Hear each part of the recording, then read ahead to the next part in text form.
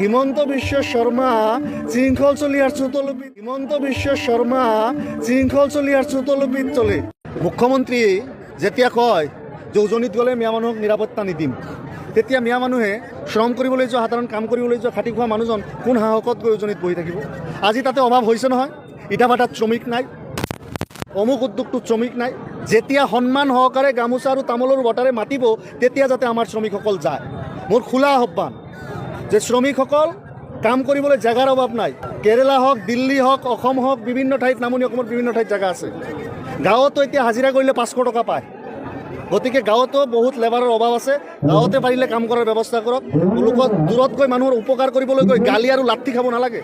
এইটো বিশৃংখল মানুহ, শৃংখল চলিয়া কোনো শৃংখল নহয়, এইটো বিশৃংখল মানুহ। কেতিয়া তেওঁ কি কয় নাজানো, চৰকাৰে তেওঁক সম্ভৱতঃ পুহি ৰাখিছে। নহ'লে তেওঁ বন্দুকৰ কথা কয়, AK-47ৰ কথা কয়, শ্ৰমিকক মাৰধৰ কৰে, সেইবিলাকৰ হটকলুকুনিত লিপ্ত থকাৰ পিছতো সেই মানুহজনৰ ওপৰত